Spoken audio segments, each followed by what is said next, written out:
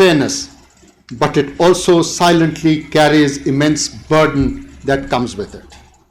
Amid overloaded dockets, emotional strain, and public scrutiny, judges are still expected to remain composed, impartial, and principled. But such expectations come at a cost. They overlook the fact that those on the bench are human too, and like all human, they require care and support to perform their duties with consistency and clarity. It is indeed a must that their needs have to be attended to. The quality of justice itself would suffer. It is imperative then to understand judicial well-being not as a private concern or as a privilege reserved for a few, but, ladies and gentlemen, it is a public necessity. While judicial well-being is important at all levels of the judiciary, today my focus will especially be on my colleagues in the district judiciary. To me, you, the members of the district judiciary, are the most precious jewels in the crown of the judicial system of our country.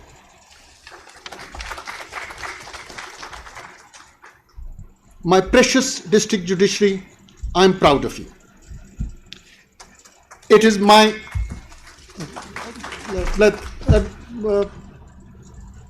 I'm the Chief Justice. I think it will be appropriate that, you see, one should not, we are judges and we should be left as judges. These are my thoughts, and I think they should be conveyed. I think it is not appropriate for applauses to any speech which is rendered by a judicial officer. This is my request to you all. My precious district judiciary, I am proud of you. It is my firm resolve as the Chief Justice of Pakistan to support you through reforms that protect your well-being, affirm your dignity, and provide resources you need to perform your best.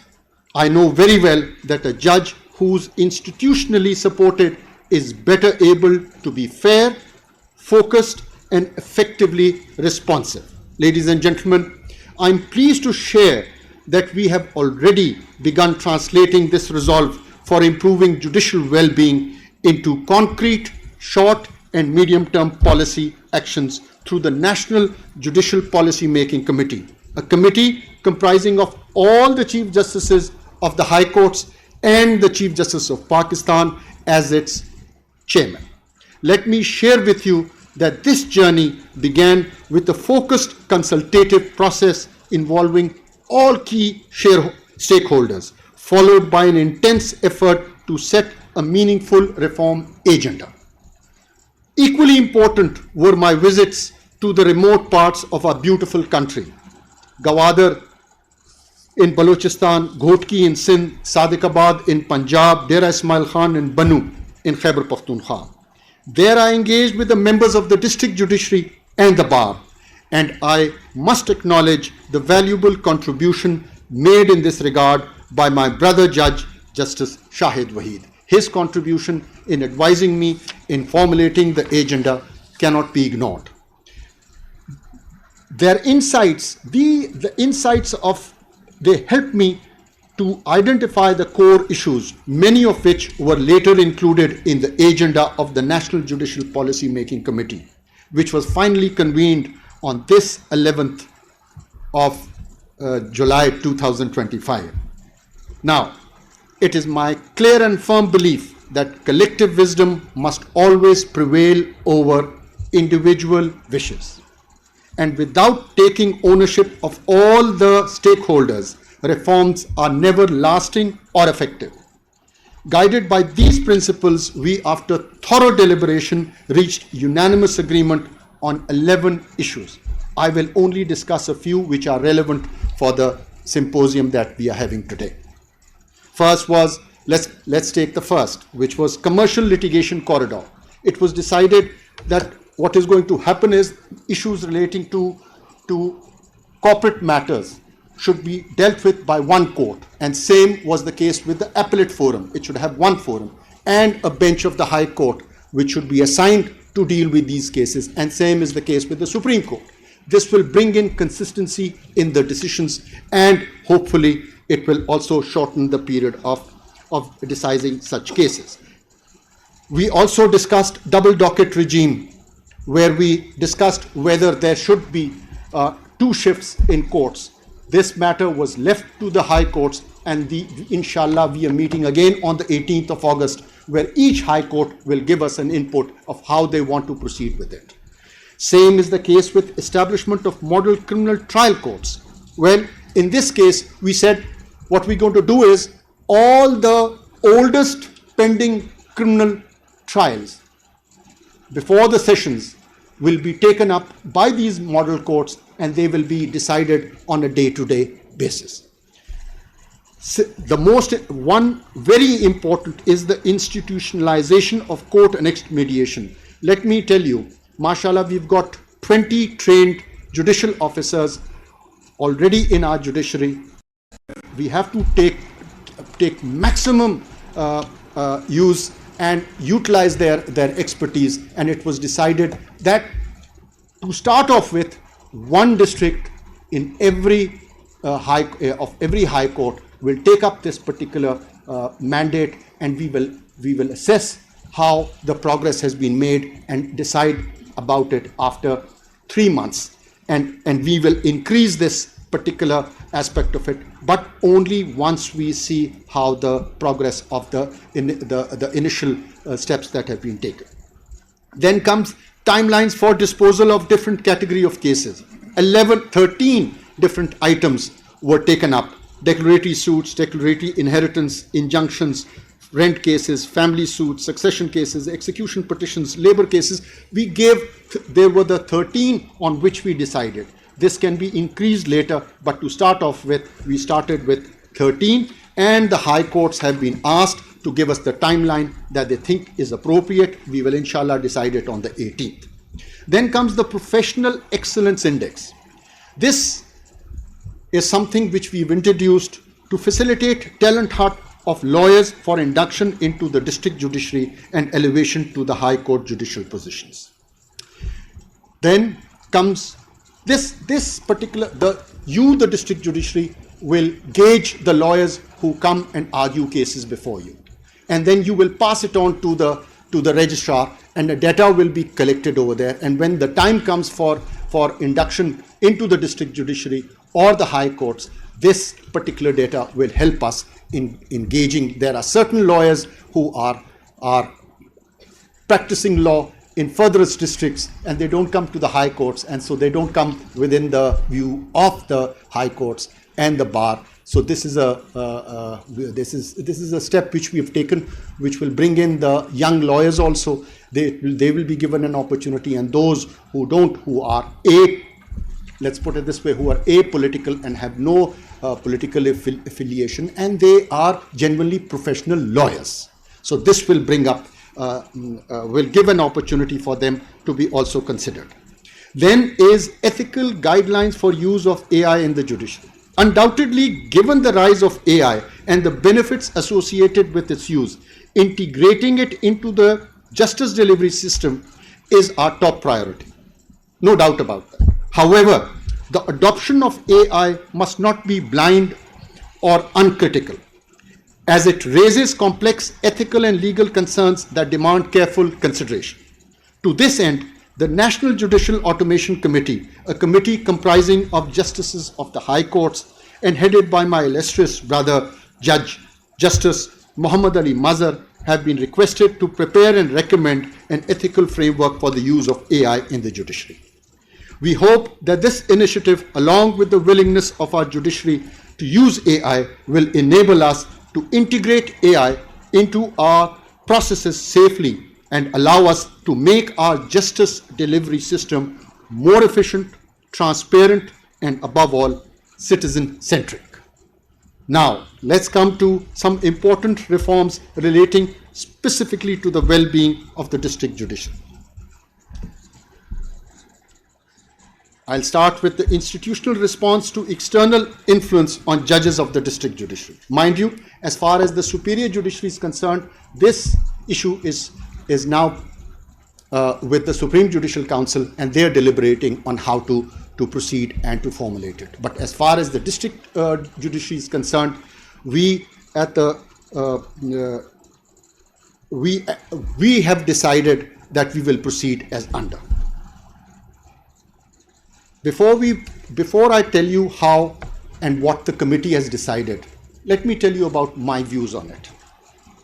It is my dream to see an aggrieved citizen across our beautiful country to confidently walk into the court of a magistrate or a civil court in his own local town and not be burdened to go to the High Court or to the Supreme Court to seek redressal of his grievances.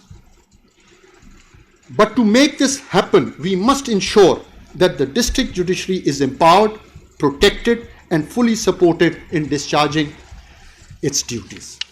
Now, in this regard, you will be pleased to know that the committee has resolved that each High Court shall formulate clear guidelines for members of the district judiciary to follow in case they face any extraneous influence, along with the defined response of the High Courts to counter such instance. I have invited the Chief Justices of the High Courts to consider including the role of the Chief Justice of Pakistan in response framework they choose to adopt so that the institutional support is strong and unified.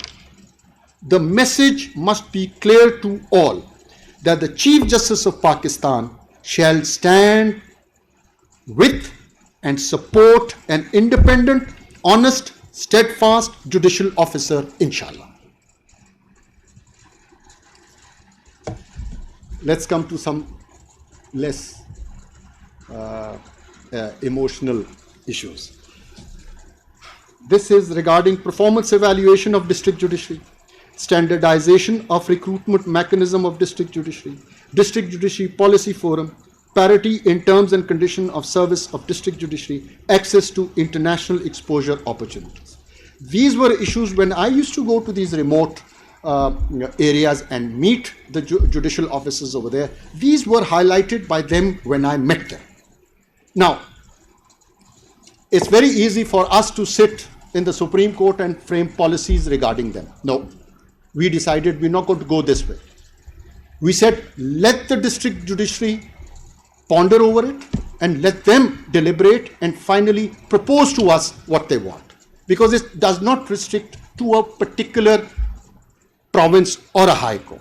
So we have decided that it should be given to a committee which should be headed by a judge of the a retired judge of the Supreme Court who has come up on the rungs of the district judiciary. And you'll be pleased to know that it was Mr. Justice retired Rahmat Hussain Jafri Saab who's agreed to take on this task as the chairman of this committee, with Mr. Justice Rozi Khan, Chief Justice of Balochistan, to assist him. Similarly, the registrars of the High Courts and the Director General of Federal Judicial Academy, all of them are from the district judiciary. And I hope and pray they seek your guidance in this. And I must tell you that this is something which is very close to my heart. And I hope and inshallah we will be able to give you what you deserve, what you need and what you deserve. Now to some good news also. You will be pleased to know that we are in contact with the Supreme Court of People's Republic of China and the Constitutional Court of Turkey to enter into MOU for judicial cooperation for a period of 5 years. In this regard, the Supreme Court of China, agreeing to the terms of the MOU, has informally committed to host 30 judicial officers of the district judiciary to visit China next year. As for our engagement with the Constitutional Court of Turkey, our brother Excellency is with us. You'll be glad to know that our first batch of 5 worthy members from the Law and Justice Commission, National Judicial Academy, and from the establishment of the Supreme Court are still on their first trip of 18 days. Hopefully they will be back soon. And I thank you for that, Your Excellency.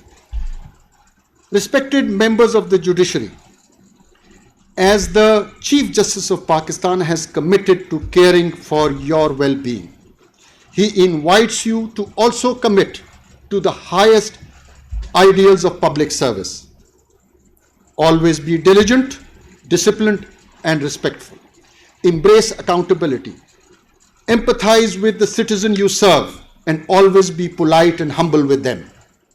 These standards are not an additional burden, but always for you to honor your role, a role that matters not so much to the judiciary, but to the entire nation. Ladies and gentlemen, now let me appreciate the Federal Judicial Academy for organizing this national symposium under the thoughtful leadership of my brother Judge, Justice Miagul Hassan Aurangzeb. I commend you and your team for this excellent symposium. I also express my deep appreciation to all speakers, panelists, and development partners who have contributed to the dialogue today. The declaration we have adopted today shall serve as a moral compass and a practical catalyst for developing a national judicial well-being framework. To my fellow judges, this day is a tribute to your silent strength. But more than that, it is a promise that you are not alone. The entire institution is behind you. And I am fully committed to make your well-being priority of our reform agenda. But let me remind you, institutional changes take time. But I am proud that together we are making steady, thoughtful progress towards a system that serves both the judicial officers and the citizen with integrity and care. Today, by the grace of God, we gave voice to what was long left and felt but rarely said. That changes everything. From here on, may our support match the weight of what we carry. May Allah Almighty help us all in this noble endeavor. Ameen. Pakistan Zindabad. Thank you.